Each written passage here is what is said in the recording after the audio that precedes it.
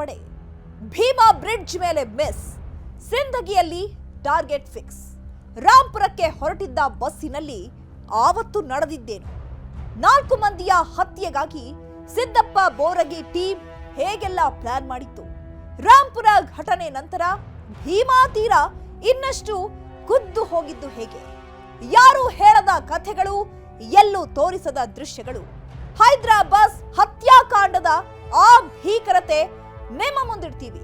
ಇದೇ ಈ ಹೊತ್ತಿನ ವಿಶೇಷ ಹತ್ಯಾಕಾಂಡ. ನಾನು ಚೈತ್ರ ರಾಜ್. ಮಾರ್ಚ್ 1982.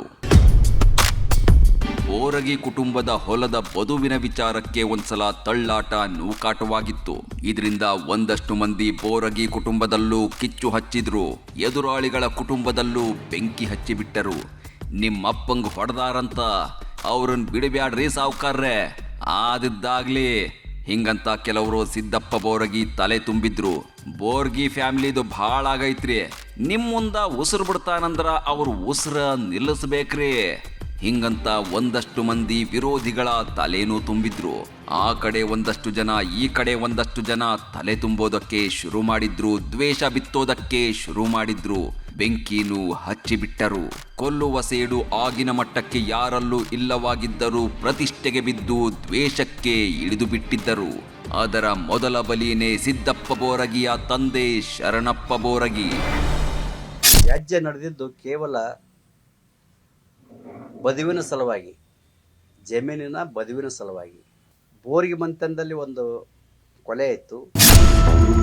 ಇಲ್ಲಿ ಕಾಣಿಸ್ತಿದ್ದಾರಲ್ಲ, ಇವ್ರ ಹೆಸರು ಈರಮ್ಮ ಬೋರಗಿ ಅಂತ. ಸಿದ್ದಪ್ಪ ಬೋರಗಿಯ ತಾಯಿ, ಶರಣಪ್ಪ ಬೋರಗಿಯ ಪತ್ನಿ. ಯಾವ ಹೊಲದ ಬದುವಿನ ವಿಚಾರಕ್ಕೆ ಜಗಳ ಹೊತ್ತಿಕೊಂಡಿತ್ತೋ ಅದೇ ಹೊಲದ ಬದುವಿನಲ್ಲೇ ಶರಣಪ್ಪ ಬೋರಗಿಯನ್ನ ಹಿಡಿದು ಬಡಿದು ಬಿಟ್ಟರು ಎದುರಾಳಿಗಳು. ಕೊನೆಗೆ ಓಡಾಡಿಸಿಕೊಂಡು ಕೊಂದೇ ಬಿಟ್ಟಿದ್ದರು. ಸಿದ್ದಪ್ಪ ಬೋರಗಿ, ಶಿವಾಜಿ ಬೋರಗಿ ಇಬ್ಬರು ಸಣ್ಣವರಾಗಿದ್ದ ಕಾರಣ ತಂದೆಯನ್ನ ಹೊಡಿತಿದ್ರು, ಬಿಡಿಸ್ಕೊಳ್ಳೋಕ್ ಬರಲಿಲ್ಲ. ತಂದೆ ಅಂತ್ಯ ಸಂಸ್ಕಾರಕ್ಕೆ ಬಂದ್ರೆ ಎಲ್ಲಿ ತಮ್ಮನ್ನು ಕೊಂದು ಬಿಡ್ತಾರೋ ಅಂತ ಸಿದ್ದಪ್ಪ ಬೋರಗಿ, ಶಿವಾಜಿ ಬೋರಗಿ ಇಬ್ಬರು ದೂರದ ಹೊಲದ ಮರೆಯಲ್ಲೇ ನಿಂತು ಎಲ್ಲವನ್ನೂ ನೋಡುತ್ತಿದ್ರು. ಮಣ್ಣಲ್ಲಿ ಮಣ್ಣಾಗುತ್ತಿದ್ದ ತಂದೆಯನ್ನ ಕೊನೆ ಬಾರಿ ನೋಡಿದ ಸಿದ್ದಪ್ಪ ಬೋರಗಿ ಆಗಲೇ ಪ್ರತೀಕಾರದ ನಿರ್ಧಾರವನ್ನ ಮಾಡಿಬಿಟ್ಟಿದ್ರು. ಆಗ ಸಿದ್ದಪ್ಪನಿಗೆ ಜೊತೆಯಾಗಿದ್ದೇ ದೂರದ ಸಂಬಂಧಿ ಕೇಶಪ್ಪ ತಾವರ್ಖೇಡ.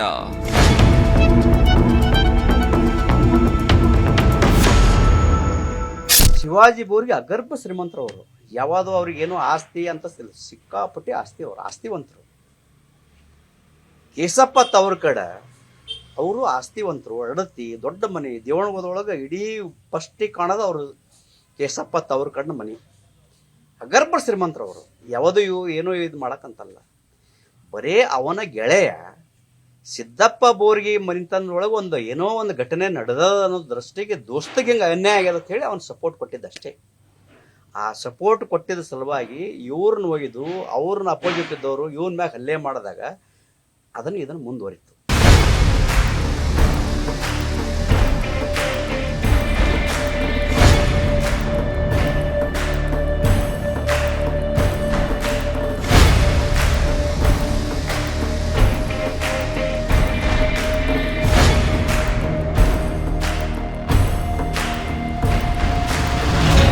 ಕೇಶಪ್ಪ ತಾವರ್ಖೇಡ ಸಿದ್ದಪ್ಪ ಸಾಹುಕಾರನ ಪರಮಾಪ್ತ ಗೆಳೆಯ, ದೂರದ ಸಂಬಂಧಿನೂ ಹೌದು.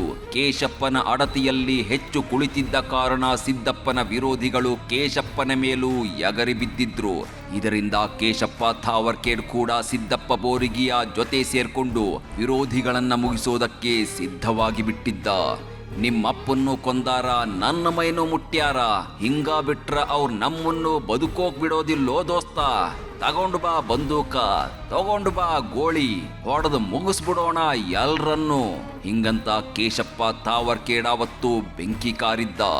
ಆಗ್ಲೇ ನೋಡಿ ಭೀಮಾ ತೀರದಲ್ಲಿ 4 ಹೆಣಗಳು ಬೀಳೋದು ಪಕ್ಕಾಗಿದ್ದು. ಕೇಶಪ್ಪ ತವರ್ಖೇಡ ಒಳ್ಳೆ ನಾಟಕರವ.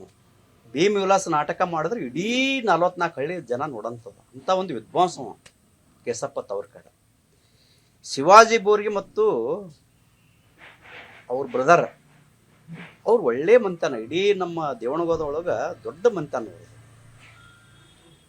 ಇದು ಬರೇ ಒಂದು ಸಣ್ಣ ಘಟನೆಯಿಂದ ಆಗಿದ್ದು.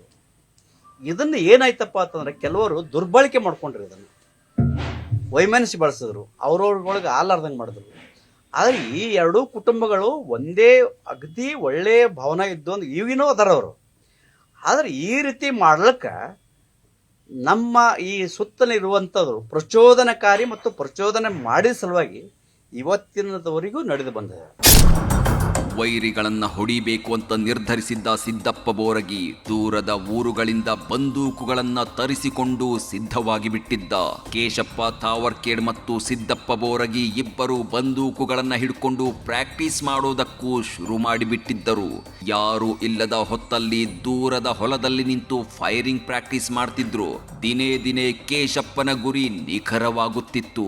ಸಿದ್ದಪ್ಪ ಬೋರಗಿ ಕೂಡ ಪರಿಪಕ್ವನಾಗಿದ್ದ. ಆಗ್ಲೇ ನೋಡಿ, ಪ್ರಾಕ್ಟೀಸ್ ಸಾಕು, ಇನ್ನೇನಿದ್ರು ಹೆಣ ಬೀಳ್ಸೋದೆ ಅಂತ ಸಿದ್ಧವಾಗಿ ಬಿಟ್ಟಿದ್ದರು ಸಿದ್ದಪ್ಪ ಬೋರಗಿ ಮತ್ತು ಕೇಶಪ್ಪ ತಾವರ್ಖೇಡ. ಭೀಮಾ ಬ್ರಿಡ್ಜ್ ಮೇಲೆ ಮೊದಲ ಸ್ಕೆಚ್ ಹಾಕಿದ್ದ ಟೀಮ್.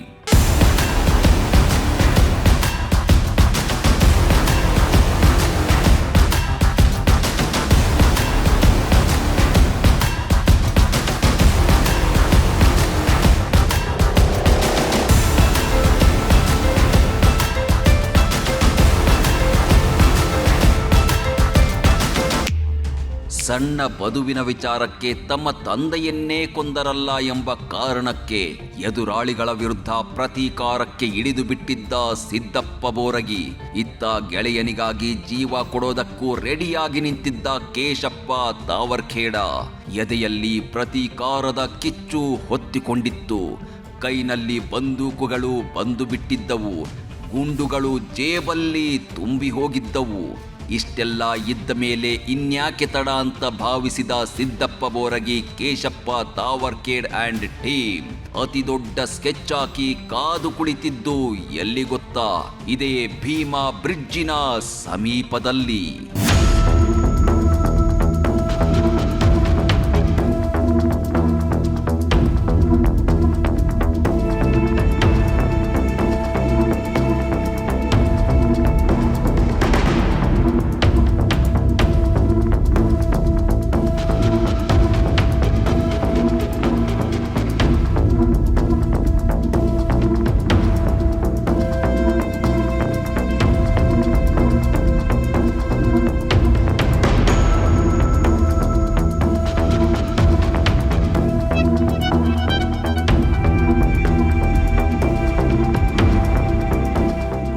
ಕಂಟಿಗಳ ಮಾರಿಯಲ್ಲಿ ಒಂದೆರಡು ಬಾರಿ ಕಾದು ಕುಳಿತರೂ ತಮ್ಮ ಎದುರಾಳಿಗಳು ಬಂದಿರಲೇ ಇಲ್ಲ. ಆದರೆ ಅದೊಂದು ದಿನ ತಮ್ಮ ಲೆಕ್ಕಾಚಾರ ಮಿಸ್ ಆಗಲಿಲ್ಲ. ಆವತ್ತು ಎದುರಾಳಿಗಳು ಭೀಮಾ ಬ್ರಿಡ್ಜ್ನ ಮೇಲೆ ಬರ್ತಿರೋದನ್ನ ಗಮನಿಸಿದ ಸಿದ್ದಪ್ಪ ಬೋರಗಿ ಇನ್ನೇನು ತಾನು ತಂದಿದ್ದ ಬಂದೂಕನ್ನ ತೆಗಿಬೇಕು ಎನ್ನುವಷ್ಟರಲ್ಲಿ ಗಾಬರಿಯಾಗಿದ್ದ. ಯಾಕಂದ್ರೆ ಆತ ಒಬ್ಬನೇ ಬಂದಿರಲಿಲ್ಲ. ಎದುರಾಳಿಗಳ ದೊಡ್ಡ ಪಡೆಯೇ ಭೀಮಾ ಬ್ರಿಡ್ಜಿನ ಮೇಲೆ ಕಾಣಿಸಿತ್ತು. ಆ ದೊಡ್ಡ ಪಡೆಯನ್ನ ನೋಡಿದ ಸಿದ್ದಪ್ಪ ಬೋರಗಿ ಸೈಲೆಂಟ್ ಆಗಿ ಬಿಟ್ಟಿದ್ದ. ಮುಳ್ಳು ಕಂಟಿಗಳ ನಡುವಲ್ಲೇ ಮಾತನಾಡದೆ ಅವಿತುಕೊಂಡು ಬಿಟ್ಟಿದ್ದ. ಆವತ್ತು ಬೇಟೆ ಮಿಸ್ ಆಗಿಬಿಟ್ಟಿತ್ತು. ಇದಾದ ಮೇಲೇನೆ ನೋಡಿ ರೆಡಿಯಾಗೋದು ಹೈದರಾಬಾದ್ ಹತ್ಯಾಕಾಂಡದ ಸಂಚು.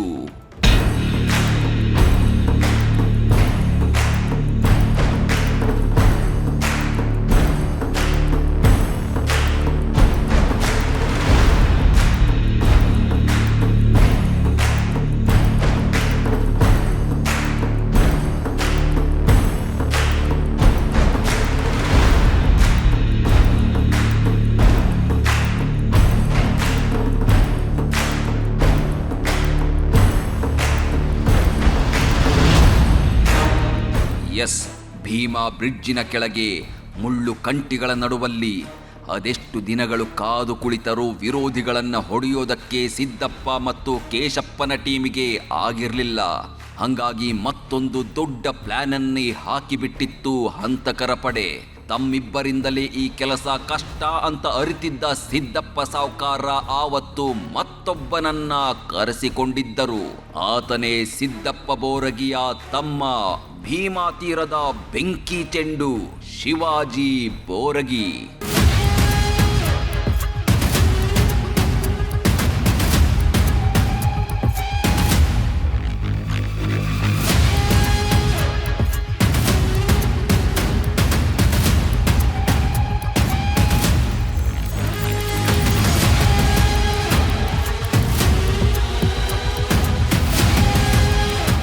ಶಿವಾಜಿ ಬೋರಗಿ ಸೊಲ್ಲಾಪುರದ ಅಕ್ಕನ ಮನೆಯಲ್ಲೇ ಓದುತ್ತಿದ್ದ. ನಿಮ್ಮ ಬದುವಿನ ಜಗಳ ಶಿವಾಜಿ ಓದಿಗೆ ತೊಂದರೆ ಆಗಬಾರ್ದು ಅಂತ ಹೇಳಿ ಶಿವಾಜಿಯನ್ನ ಮಗನಂತೆ ಓದಿಸ್ತೀನಿ ಅಂತ ವಚನ ಕೊಟ್ಟು ಸೊಲ್ಲಾಪುರಕ್ಕೆ ಕರೆಸಿಕೊಂಡಿದ್ದಳು ಅಕ್ಕ ಚೆನ್ನಮ್ಮ. ಅಕ್ಕನ ಗಂಡ ಆದಿಲಿಂಗ ಪಾಟೀಲ್ ಕೂಡ ಶಿವಾಜಿಯನ್ನ ಮಗನಂತೆ ನೋಡಿಕೊಂಡಿದ್ದರು. ಸೊಲ್ಲಾಪುರದಲ್ಲಿ ಓದಿದ ನಂತರ ಕಾಲೇಜಿಗೆ ಅಂತ ಸಿಂಧಗಿಗೆ ಬಂದು ಬಿಟ್ಟಿದ್ದರು ಶಿವಾಜಿ. ಚತುರ ಬುದ್ಧಿ, ಕಟುಮಸ್ತಾದ ದೇಹ, ಬಲ ಭೀಮನಂತೆ ಪೈಲ್ವಾನನಂತೆ ಕಾಣಿಸುತ್ತಿದ್ದ ಶಿವಾಜಿ ಬೋರಗಿ ಆವತ್ತು ಅಣ್ಣನ ಬೆನ್ನಿಗೆ ನಿಂತು ಬಿಟ್ಟಿದ್ದ. ಆಗ್ಲೇ ನೋಡಿ ಟೀಮು ದೊಡ್ಡದಾಗಿದ್ದು. ಸಿದ್ದಪ್ಪ ಬೋರಗಿ, ಶಿವಾಜಿ ಬೋರಗಿ, ಕೇಶಪ್ಪ ತಾವರ್ಖೇಡ್ ಈ ಮೂವರು ಒಟ್ಟಾಗಿ ನಿಂತು ಅಖಾಡಕ್ಕೆ ಇಳಿದರು ಅಂದ್ರೆ ಇವರನ್ನ ಕೆಣಕೋದಿರ್ಲಿ, ಮುಟ್ಟಿ ದಕ್ಕಿಸಿಕೊಳ್ಳೋದು ಕಷ್ಟ ಸಾಧ್ಯ. ಅಂಥ ರಣಪಡೆ ಇವರದ್ದಾಗಿತ್ತು. ಈ ಮೂವರು ಸೇರ್ಕೊಂಡು ದೇವಣಗಾಂವದ ನಟ್ಟ ನಡುಹೊಲದಲ್ಲಿ ನಟ್ಟ ನಡುರಾತ್ರಿಯಲ್ಲಿ ಚಳಿ ಕಾಯಿಸಿಕೊಳ್ಳುತ್ತಾ ಹಾಕಿದ್ದೇ ಹೈದರಾಬಾದ್ ಹತ್ಯಾಕಾಂಡದ ಸಂಚು.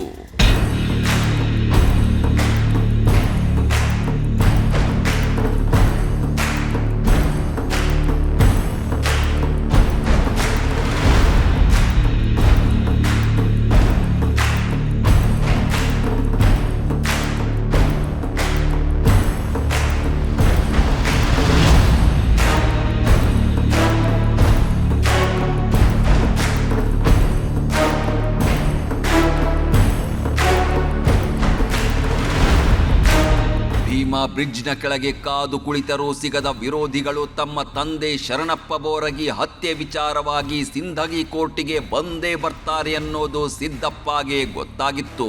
ಕೋರ್ಟು ಅಂದ ಮೇಲೆ ಹಂತಕ ಪಡೆಯನ್ನ ಬೆನ್ನಿಗೆ ಕಟ್ಕೊಂಡು ಹೋಗೋದು ಸಾಧ್ಯವಿಲ್ಲ.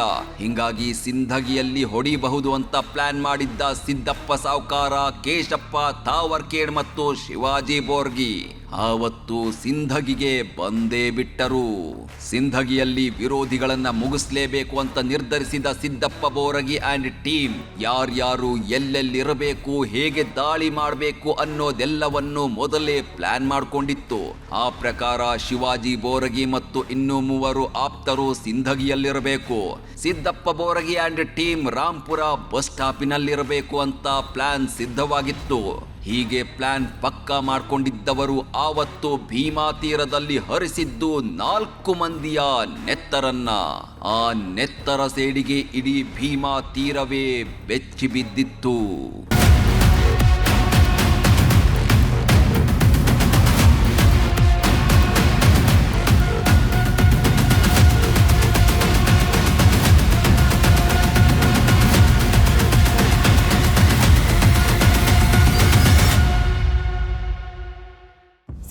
ಬೋರಗಿ ತಂದೆಯ ಕೊಲೆಗೆ ಪ್ರತಿಕಾರದ ದಿನ ಫಿಕ್ಸ್ ಆಗಿತ್ತು. ಯಾವ ಜಾಗ ಅಂತಾನೂ ಗೊತ್ತು ಮಾಡಲಾಗಿತ್ತು. ಯಾರೆಲ್ಲ ಅಖಾಡಕ್ಕೆ ಇಳಿಯೋದು ಅಂತಾನೂ ಪ್ಲಾನ್ ಆಗಿತ್ತು.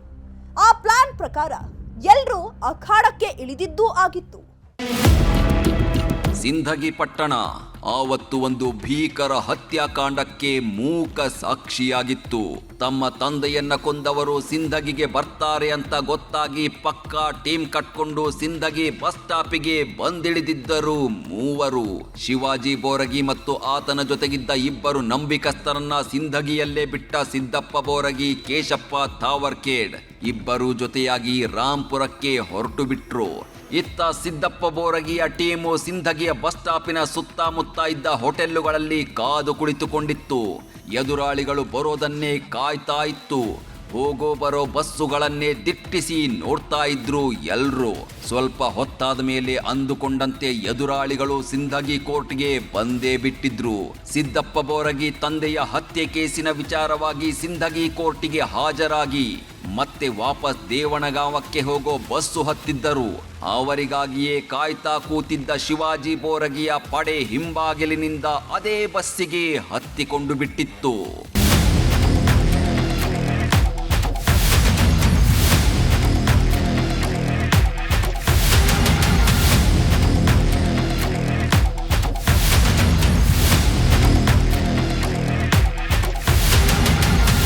ಅದು ಸಿಂದಗಿಯಿಂದ ಹೊರಟು ಹೈದ್ರಾ ಅನ್ನೋ ಹಳ್ಳಿಗೆ ಮುಟ್ಟುತ್ತಿದ್ದ ಬಸ್ಸು. ಆ ಹೈದ್ರಾ ಬಸ್ಸೇ ಆ ಮಾರ್ಗದಲ್ಲಿ ಸಂಚರಿಸುತ್ತಿದ್ದ ಕೊನೆ ಬಸ್ ಆಗಿತ್ತು.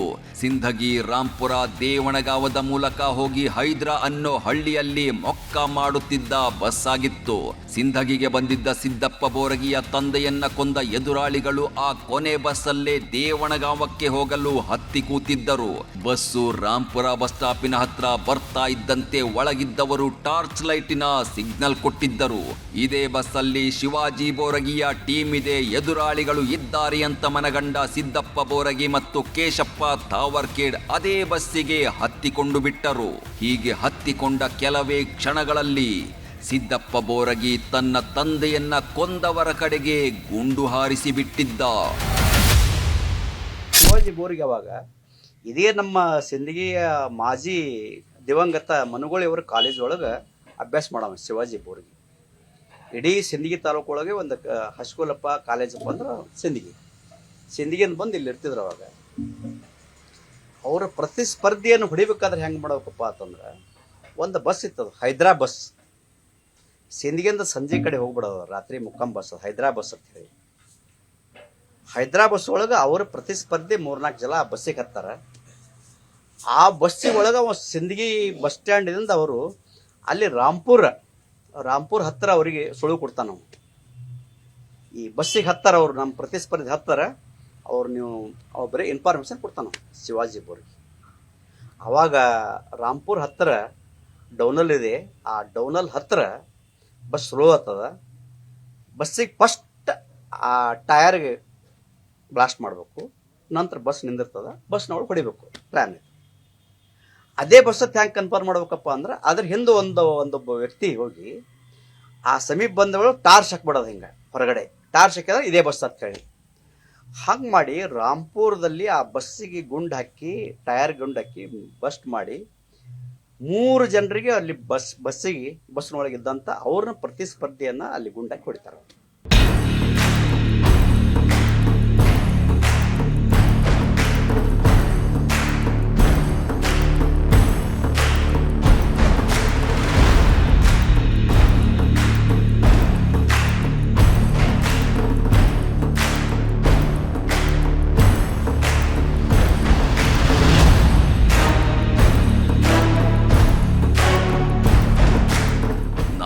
ಕೊಲೆಗಳು. ಹೈದ್ರಾ ಬಸ್ಸಿನಲ್ಲಿ ಆವತ್ತು ನಡೆದಿದ್ದು 4 ಭೀಕರ ಕಗ್ಗೊಲೆಗಳು. ಹೊಲದ ಬದುವಿನ ವಿಚಾರಕ್ಕೆ ಶರಣಪ್ಪ ಬೋರಗಿಯ ಕೊಲೆಯಾಗಿತ್ತು. ಆ ಒಂದು ಕೊಲೆಗೆ ಪ್ರತೀಕಾರವಾಗಿ 4 ಕೊಲೆಗಳನ್ನ ಮಾಡಿತ್ತು ಸಿದ್ದಪ್ಪ ಬೋರಗಿಯ ಪಡೆ.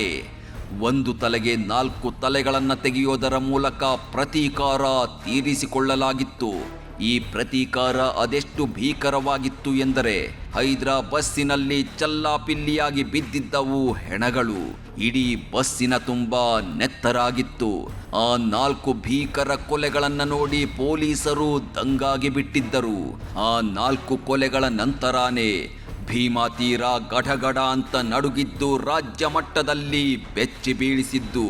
ಹೀಗೆ ಬೆಚ್ಚಿ ಬೀಳಿಸುವ ಹತ್ಯಾಕಾಂಡಕ್ಕೆ ಸೂತ್ರಧಾರಿಗಳಾಗಿದ್ದು ಸಿದ್ದಪ್ಪ ಬೋರಗಿ, ಶಿವಾಜಿ ಬೋರಗಿ ಮತ್ತು ಕೇಶಪ್ಪ ತಾವರ್ಖೇಡ್.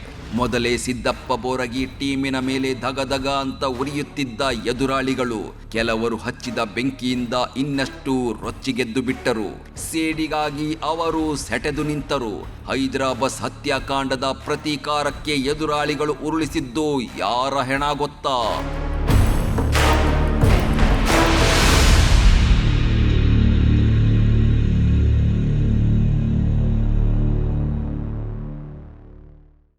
ಸಿದ್ದಪ್ಪ ಬೋರಗಿ ಬೋರಗಿ ಊರಿಗೆ ಸಾಹುಕಾರರು, ಆ ಕಡೆ ಎದುರಾಳಿ ಆಗಿದ್ದವರು ಹತ್ತೂರಿನ ಜನರಿಗೆ ಬೇಕಾಗಿದ್ದವರು.